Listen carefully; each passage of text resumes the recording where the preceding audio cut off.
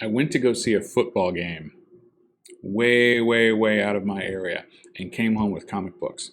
If you want to find out why that is, stay tuned for the video.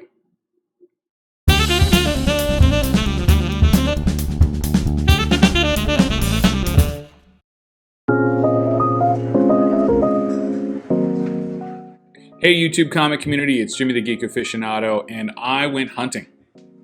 Why did I go hunting? Well, because that's what I do.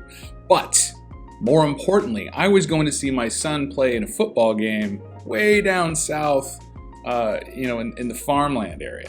So I figured, hey, if I'm going down there, I might as well scope out some comic book stores that I had never been to.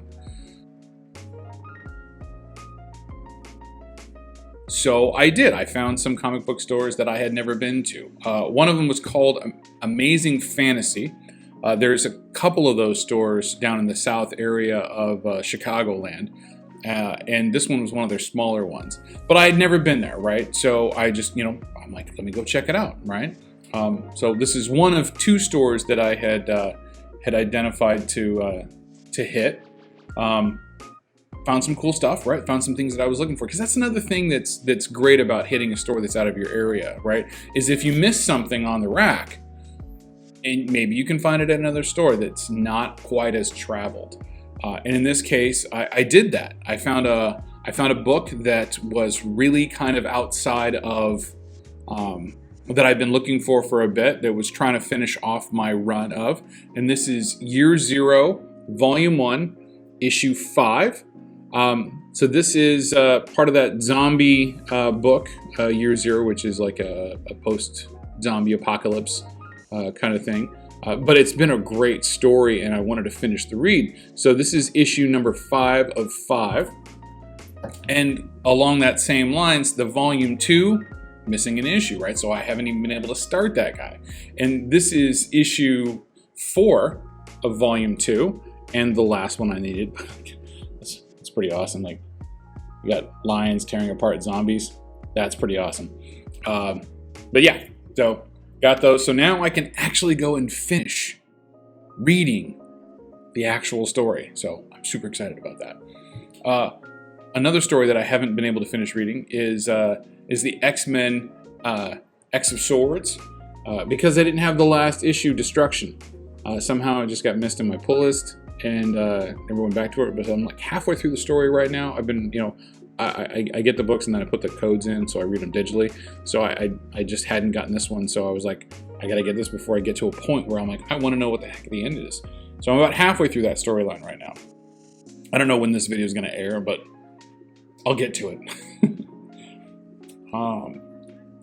Awesome cover.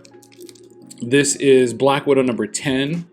This is the Mark Brooks variant. Mark Brooks does incredible work. One of my favorites is a Jean Grey that he did for one of the recent X-Men books. It's fantastic, but this is also excellent. Black Widow number 10 variant by Mark Brooks. And the regular covers are all done by Adam Hughes. So this is issue number 4 that I was missing, which is very 50s spy to me, right? Like that whole look of a Russian spy who's infiltrated the U.S. and is parading as a housewife, right? That's what that looks like to me when I look at this, right? Because she's got the apron and the checkerboard floor there. Pretty cool, right? But good work by Adam Hughes. I haven't started the story yet, but I intend to. I've heard it's very good. I don't pick up a lot of new books, but some of the stuff really kind of catches my attention. And one thing that really does is these hard case crime books. So this is issue number 3 of Minky Woodcock's The Girl Who Electrified Tesla. I picked up all of the photo cover of this because I think the woman who's on the cover is very stunning. So this is issue number 3 and issue number 4. Very striking cover. So I do believe that's the end of this series, so now I'll be able to read it 1 through 4 on that. This is a series that I have been waiting for ever since the artist started first posting pictures of his pages and such. And that's Frank Cho's Fight Girls. This story has been fantastic. There's a lot of intrigue, especially around this character right here in the book. And it's been great. I mean, it's an intergalactic kind of like decathlon, really. I mean, it's 10 women, 4 challenges, 1 crown. So they have to survive the challenges, and not a lot of them survive the challenges. So it's been interesting to read. It's been a really great read. The art is fantastic, as it always is by Mr. Cho. So that's issue 2. And then this one was the best one so far. And get a look at that shark. That's Megalodon. And Megalodon, he doesn't disappoint. He really doesn't. And it's really great the way that whole scene rolls out. So that's issue number 3. Looking forward to reading issue number 4 and 5. Very excited about those. Great story. Absolutely. They did have one thing up on the wall that I was interested in that I got. I don't remember what I paid for it, but it was definitely worth getting, because it's in really good shape. And that is Phantom Stranger number 3. And I want to say this is a Neil Adams cover, but I'm not sure. I'm on the fence about that. I'll correct myself below. But this is a great copy of Phantom Stranger number 3. Good looking book. Great Bronze Age horror from an occult from DC Comics. So that was a really cool pickup that I appreciated. My favorite thing from this whole story, I came across this piece. So if you're new to the channel and you haven't seen some of the other stuff that I get, I'm a huge fan of artists and creators who draw women well. And one of those is Jim Silk. And Jim Silk is somebody that I've recently discovered. When I say recently, like less than a year. I wasn't as aware of his artwork previously, but this is a hardcover collection of Jim Silk called Jungle Girls, which, I mean, the back should kind of give you an idea of what's in store. But it's a very cool book that includes number one. It's numbered, right? So it's a limited edition of 500 signed and numbered. So that is his actual signature there, and the number. This is issue number 351. But it really kind of goes through like his inspirations for his work, a chunk of his work and what he was doing. Like for the Rascals in Paradise, it's fantastic, the work that he's got in here. It talks, like I said, it talks about his inspiration stuff from Golden Age, Jungle Girl, Jungle Comics, Terrors of the Jungle, and stuff that people have done from actresses in movies. So if you have an opportunity, you do see this, come across it, it is a fantastic, it's fantastic work. I mean, look at that Red Sonja. I mean, that is incredible. And then you got this kind of Betty Page style barbarian girl over here. But yeah, that Red Sonja is incredible. So Varangian Vigilante, you'll appreciate this, I'm sure. And all the rest of the Red Sonja fans out there. Yeah, here's a couple more.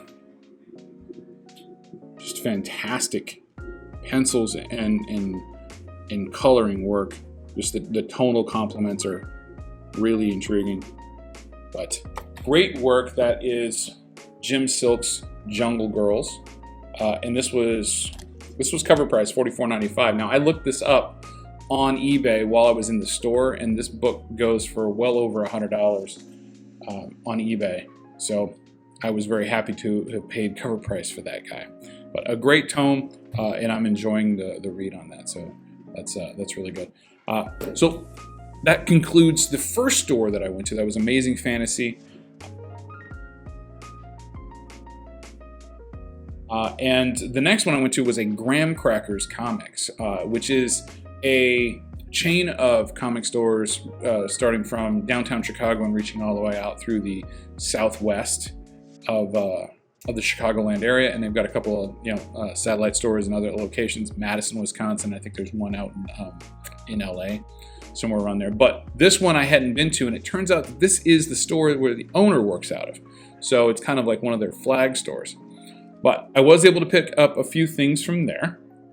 I started off in the kind of the indie section, which is upstairs, because I'm looking to finish off my Usagi Yojimbo run, which all I need is 24, 25, and 26 of the original Fantagraphics run, and then some Critters issues in there. But I didn't find that.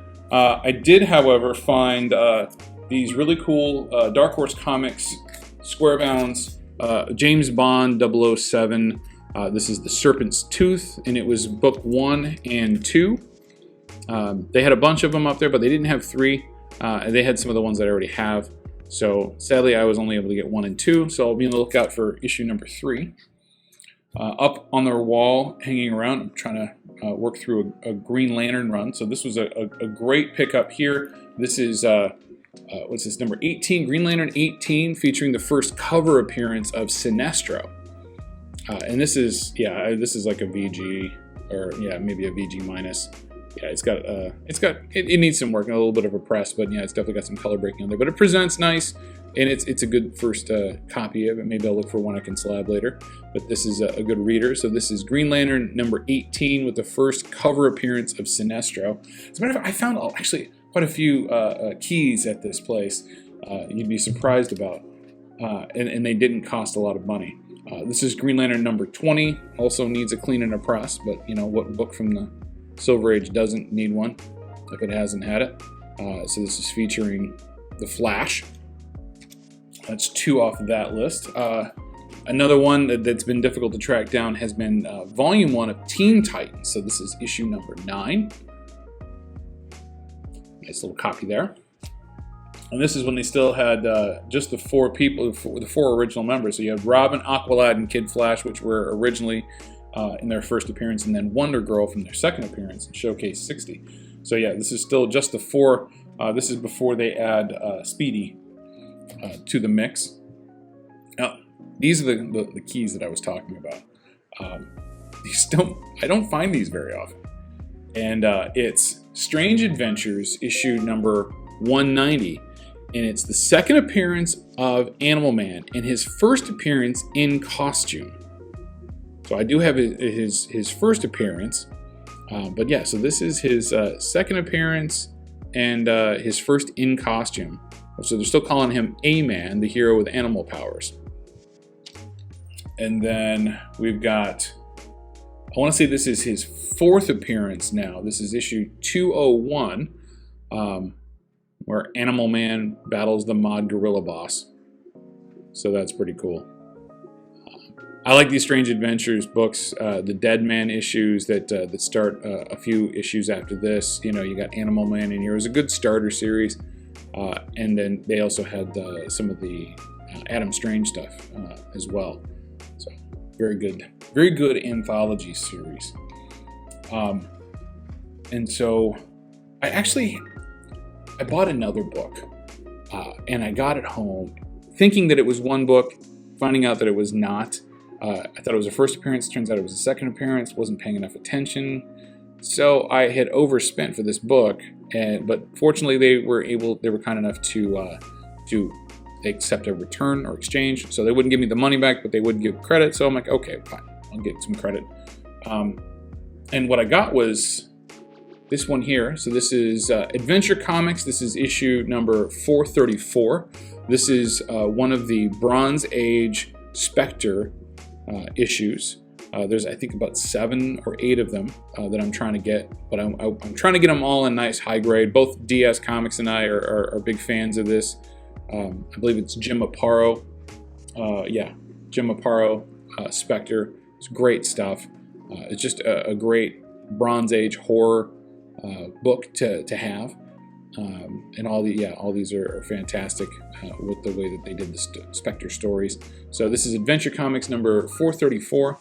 And just super nice high grade copy, and that's what I'm always looking for, is just high grade copies of that. Like I'll pass by anything that's not high grade on it because it's bronze, and But you wind up paying a couple of bucks for it, right? I'll say that. It's they're not cheap, for that matter. So I got that, and I got this guy here, Avengers number 16. My copy was a little waterlogged, had water stains to it, and I wanted to get a nicer copy. This isn't an incredibly clean copy. This is probably a 3.5, but it is nicer than the one I have. It presents nicer than the one I have, but this is issue number 16. This is when the team lineup changes. So this is actually when Hawkeye, Scarlet Witch, and Quicksilver join the Avengers. So this is the second team iteration, and I want to say Ant-Man leaves, and somebody else leaves. I can't remember. Well, Hulk is gone at that point.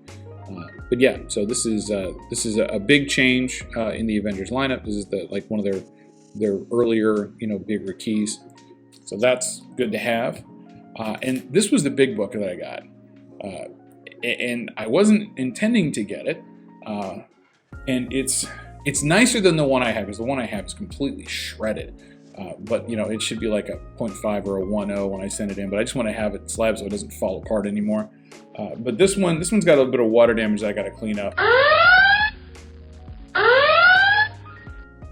But it's Tales of Suspense 52. This is the first appearance of the Black Widow. You can see her up here, looking like a widow with her with the veil over her face, and a return of the Crimson Dynamo. You can see the foxing, like the mold spores that are there from the water, and then right here there's a lot of color loss happening on the book, where it was kind of bunched up and kind of bled over, but it was smoothed out, but you can see where the color loss happened. So this is going to require some work to get it nice and straight and everything, and looking better and looking cleaner before it goes off to CGC. So this is issue number 52, first appearance of the Black Widow. That is my big book of the haul. So that's my banger, and that's all I've got. Thank you for clicking play on the video. Please take the opportunity to subscribe to the channel and ring the notification bell, and you can find out when I pick up more things or have more things to say, or just say hello. All right, thanks.